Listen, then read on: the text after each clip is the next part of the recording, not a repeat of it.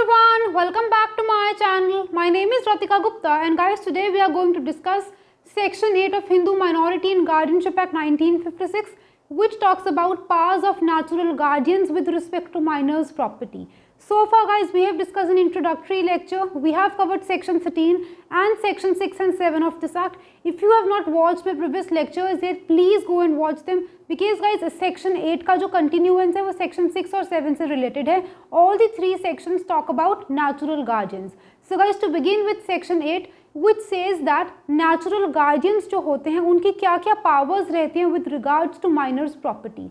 Minor के person को भी नेचुरल गार्डियंस संभालते हैं, उसकी भी केयर एंड प्रोटेक्शन करते हैं, which has been talked about in section 6 and 7. Today will be talking about minors property. Guys, आपको सेक्शन 6 की इंट्रोडक्शन में भी मैंने बताया था कि यहाँ पे जो प्रॉपर्टी है, here it excludes minors undivided interest in joint family property. जो आपका अनडिवाइडेड इंटरेस्ट रहेगा जॉइंट फैमिली प्रॉपर्टी में, क्योंकि वो अनडिवाइडेड है, partition has not yet taken place, तो वो एक इनडेफिनेट शेयर है. आपका डेफिनेट एक सेपरेट शेयर नहीं है, तो उस चीज़ के लिए गार्डियन अपॉइंट नहीं किया जाता अंडर दिस एक्ट, क्योंकि उस प्रॉपर्टी को ऑलरेडी गार्ड कौन करता है, करता और head of the family. Hindu हम जब जॉइंट फैमिली प्रॉपर्टी के कॉन्सेप्ट को समझते हैं, उसमें ऑलरेडी करता होता है, उस प्रॉपर्टी को संभालता है. क्योंकि गाइज एक अनडिवाइडेड इंटरेस्ट होता है, इनडेफिनेट होता है, it is subject to fluctuations by entry और exit into the family by natural process of births and deaths. So we can say कि जो अनडिवाइडेड इंटरेस्ट होता है of a minor, it remains untouched. उसको हाथ नहीं लगाया जाता, उसको इसके पर्व्यू में स्टडी नहीं किया जाता. यहाँ पे माइनर की उस प्रॉपर्टी की बात होती है जो उसकी एक्सक्लूसिवली उसी की प्रॉपर्टी है, डेफिनेट एंड सेपरेट शेयर है जो माइनर का है. So in order to deal with his business, his individual definite and separate property, guardians appoint किए जाते हैं. बट यहाँ पे हम बात करेंगे नेचुरल गार्डियंस की, जो उसकी प्रॉपर्टी को टेक केयर करते हैं. अब गाइस, सेक्शन 8 में इन टोटल 6 सब सेक्शंस हैं.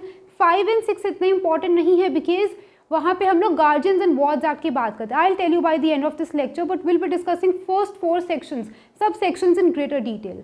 Section 8 sub section 1 talks about general powers of guardians. Natural guardians की जनरल पावर्स को वो स्टडी करते हैं. जनरलिटी ऑफ पावर ये कहती है कि जो भी एक नेचुरल गार्जियन रहता है किसी भी माइनर का, that person has a power to do all the acts which are necessary or reasonable and for the benefit of a minor or for the realization, protection और benefit of minors property.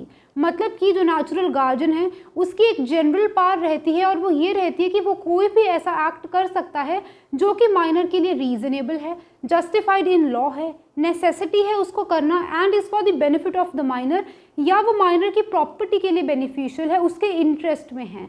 इतना ही लिखा है आपके section 8 sub section 1 में. कहने का मतलब ये है गाइस कि this generality of power excludes all the fraudulent transactions. जो गार्जियन है वो फ्रॉडुलेंट तरीके से बिहेव नहीं करेगा, coercive, speculative, unnecessary and unreasonable तरीके से आप ट्रांजेक्शन्स नहीं कर सकते.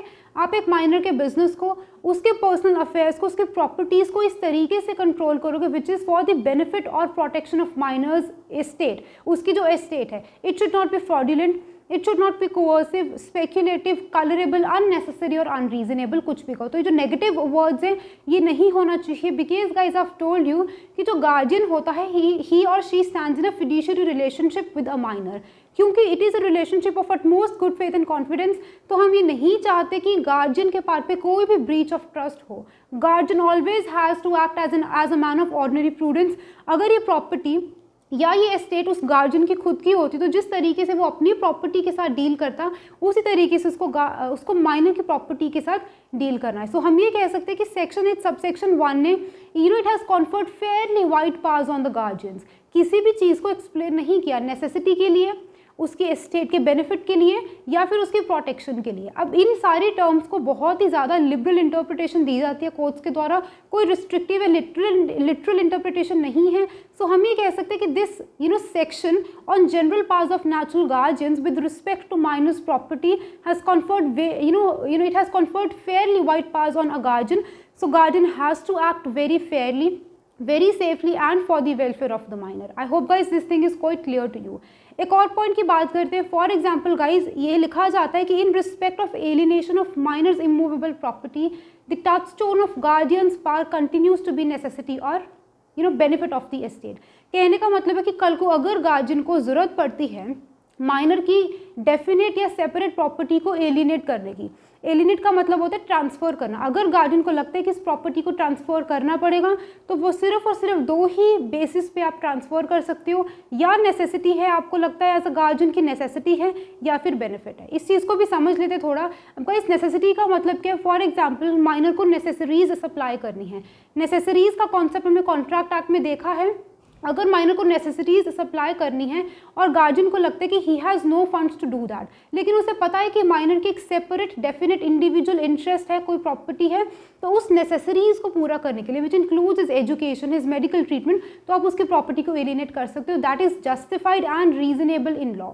या फिर फॉर एग्जाम्पल गाइज, माइनर के as a next friend, minor के ऑन बिहाफ कोई भी लिटिगेशन लड़नी है, कोई भी केस फाइल करना है, और उस केस के लिटिगेशन एक्सपेंसेस को पूरा करने के लिए आपको पैसे की ज़रूरत है। सो एज अ गार्जियन आप उसकी प्रॉपर्टी को एलिनेट कर सकते हो, बेच सकते हो। कहने का मतलब है कि ये सारी नेसेसिटीज़ होती हैं जिसमें आप जस्टिफाइड हो इन लॉ अगर आप उसकी प्रॉपर्टी को एलिनेट करते हो, या फिर आप उसके बेनिफिट के लिए कर सकते हो, बेनिफिट ऑफ द माइनर और of his estate as the case में भी। फॉर एग्जाम्पल गाइज, अब बेनिफिट किस तरीके से होगा? आपको पता है कि एक माइनर है, he is in possession of some property जो पेरिशेबल इन नेचर है, यानी कि आपको पता है as a guardian, as a man of ordinary prudence कि अगर इस प्रॉपर्टी को टाइम रहते नहीं सेल किया, this property will lose considerable part of its value. तो आप क्या करोगे? As a man of ordinary prudence आप उस प्रॉपर्टी को बेच दोगे, क्योंकि it is for the benefit of the estate. आज आपने बेचा तो फेयरली गुड प्राइजेस मिल गए, कल को अगर आप बेचते तो वो पेरिशेबल नेचर की है, शायद से आपको उसका पैसा ना मिलता। तो वो माइनर की प्रोटेक्शन के लिए आपने कर दिया कि उसकी प्रॉपर्टी को आपने सेल कर दिया,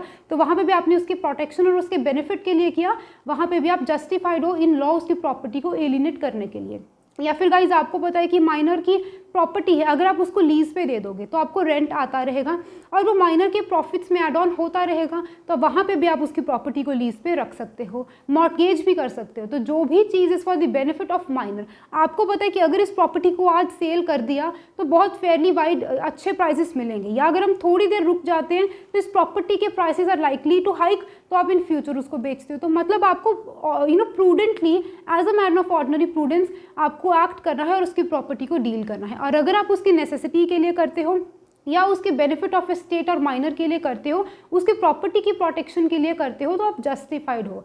या फिर गाइज एक माइनर अनमैरिड डॉटर है, उसके जो मैरिटल एक्सपेंसेस हैं उसको निकालने के लिए आप उसकी प्रॉपर्टी को अगर सेल कर देते हो, that is also consider to be necessity under law.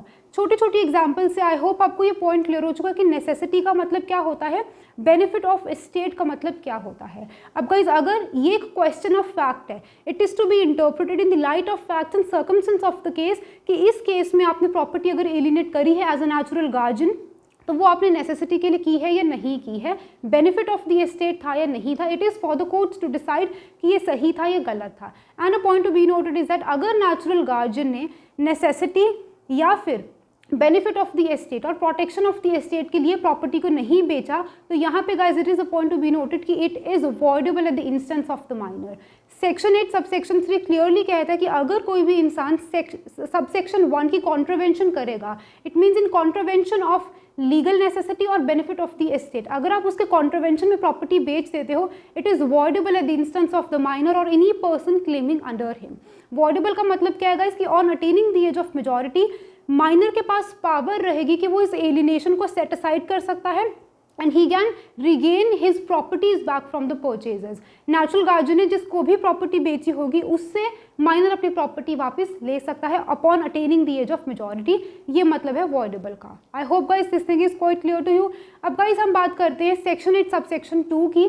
Subsection 2 सिर्फ इतना ही बोलता है कि अगर किसी नेचुरल गार्जियन को प्रॉपर्टी को मॉर्गेज करना है, चार्ज करना है, या आपको ट्रांसफ़र करनी है प्रॉपर्टी, मतलब एलिनेट करनी है by way of sale, gift, exchange, किसी भी तरीके से कोई भी आपको ट्रांजैक्शंस करनी है माइनर की प्रॉपर्टी के साथ, तो आपको कोर्ट की प्रायर परमिशन लेनी है। Being a natural guardian also आपको कोर्ट की प्रायर परमिशन लेनी है, और अगर आप कोर्ट की प्रायर परमिशन नहीं लेते हो, it is again voidable at the instance of the minor और any person claiming under him. I hope guys ये आपको क्लियर हो चुका है। अब इसी का सबसेक्शन 2 का क्लॉज बी क्या कहता है कि अगर एक माइनर नेचुरल गार्जियन को माइनर की प्रॉपर्टी लीज पे देनी है, अभी तक हमने mortgage, charge, transfer by sale, gift और एक्सचेंज डिस्कस किया था, जिसके लिए आपको कोर्ट की प्रायर परमिशन की ज़रूरत है। हमने लीज वर्ड यूज़ नहीं किया था। अब सबसेक्शन 2 क्लॉज बी कहता है कि अगर आपको माइनर की प्रॉपर्टी लीज पे देनी है तो आप दे सकते हो, that to with the prior permission of the court, but वो जो लीज पे प्रॉपर्टी दी होगी it shall not exceed a time period of 5 years. 5 साल से ज़्यादा देर के लिए आप एक बच्चे की प्रॉपर्टी को, माइनर की प्रॉपर्टी को लीज पे नहीं दे सकते, या फिर एक और भी इसमें क्लॉज ऐड किया है कि you can not lease it for a time period exceeding more than 1 year from the date on which minor attains majority. थोड़ा कॉम्प्लिकेटेड है, इसको समझ लेते with the help of an example. For example guys, general rule है कि आप lease पे दो कोर्ट की प्रायर परमिशन के साथ 5 साल के लिए, it should not exceed time period of 5 years. और दूसरा क्या कहता है कि for example there is a minor child जो कि 15 साल का है, गाइस अब 15 ईयर्स का वो बच्चा हो चुका है, हमें पता है कि 16, 17, 18 आज से 3 साल बाद वो मेजॉरिटी अटेन कर लेगा। अब यहाँ पे जो आप लीज पे दे सकते हो property, that is for a period of maximum 4 years and not 5 years. उसका रीजन गाइस ये रहता है कि सेक्शन 8 सबसेक्शन 2 ने ही हमें बार कर रखा है कि एज अ नेचुरल गार्जियन आप एक माइनर की प्रॉपर्टी को लीज पे दे सकते हो 5 साल के लिए, लेकिन अगर इन बिटवीन वो मेजॉरिटी अटेन कर लेता है तो वो सिर्फ मैक्सिमम उसके मेजॉरिटी अटेन करने से 1 साल बाद तक आप लीज पे दे सकते हो, उससे ज़्यादा नहीं दे सकते। You can not lease it for a time period exceeding 1 year from the date on which minor attains majority. अगर वो 15 साल का है तो वो 4 साल के लिए ही आप लीज पे दे पाओगे। फॉर एग्जाम्पल एक नेचुरल गार्जियन है, उसने माइनर की प्रॉपर्टी को लीज पे दे दे while he was 17 years of age. वैसे एज अ जनरल रूल हमें पता है कि आप लीज पे दे सकते हो, 5 साल के लिए दे सकते हो, मैक्सिमम 5 साल के लिए दे सकते हो। लेकिन गाइस अब यहाँ पे क्या, क्योंकि वो 17 ईयर्स का हो चुका है, 18 ईयर्स वो नेक्स्ट ईयर कंप्लीट कर लेगा और उसके बाद आप मैक्सिमम 1 साल के लिए प्रॉपर्टी लीज पे दे सकते हो। तो कहने का मतलब है कि वो मैक्सिमम 2 साल के लिए प्रॉपर्टी लीज पे हो पाएगी इन the light of fact and circumstances of the case, क्योंकि माइनर 1 साल में मेजॉरिटी अटेन कर लेगा तो अब आप सिर्फ 2 साल के लिए लीज पे प्रॉपर्टी दे सकते हो। I hope guys this sub section is quite clear to you. Sub section 2 भी इतना ही बोलता है। अब गाइज यहाँ पे इंपॉर्टेंट पॉइंट ये है कि जो गार्जियन है वो कभी भी किसी भी माइनर को पर्सनली बाइंड नहीं कर सकता। अ guardian can not make a minor personally liable by entering into contracts on behalf of the minor. At max क्या हो सकता है कि माइनर की स्टेट पे फाइनेंशियल लाइबिलिटी इम्पोज हो सकती है, पर हमने कॉन्ट्रैक्ट एक्ट में भी देखा था that a minor can never ever be held personally liable whatsoever by entering into personal covenants, by entering into personal agreements और contract on behalf of a minor. उसका जो नेचुरल गार्जियन है वो उसे पर्सनली इन पर्सन लाइबल नहीं ठहरा सकता। At max आप उसकी एस्टेट इफ एनी अगर माइनर के पास है तो आप उसमें से उस पर फाइनेंशियल लाइबिलिटी इम्पोज करके उसमें से रीइम्बर्समेंट क्लेम कर सकते हो। This thing is quite clear. अब उसके बाद गाइस सबसेक्शन 5 एंड सबसेक्शन 6 में सिर्फ इतना सा लिखा है कि जो हमारा प्रोसेस है और the procedure for obtaining prior permission of the court under subsection 2, right, in order to alienate a minor immovable property आपको कोर्ट की परमिशन लेनी पड़ेगी। अब उस परमिशन को लेने का जो प्रोसीजर है वो हमारे गार्जियंस एंड वॉर्ड्स एक्ट 1890 में लिखा है। यहाँ पे सेक्शन 8 है, वहाँ पे सेक्शन 29 है। इसीलिए कहते हैं कि section 8 of Hindu minority and guardianship act is pari materia with section 29 of guardians and wards act। Pari materia का मतलब होता है on the same subject matter. तो अगर आप सेक्शन 8 सबसेक्शन 2 के तहत कोर्ट की प्रायर परमिशन लेना चाहते हो, लेनी होगी, इट इज़ मैंडेटरी। अगर आप लोगे तो वो किस तरीके से लोगे, आपको सेक्शन 29 के प्रोविजंस को फॉलो करना है जो कि गार्जियंस एंड वार्ड्स एक्ट में लिखे हैं।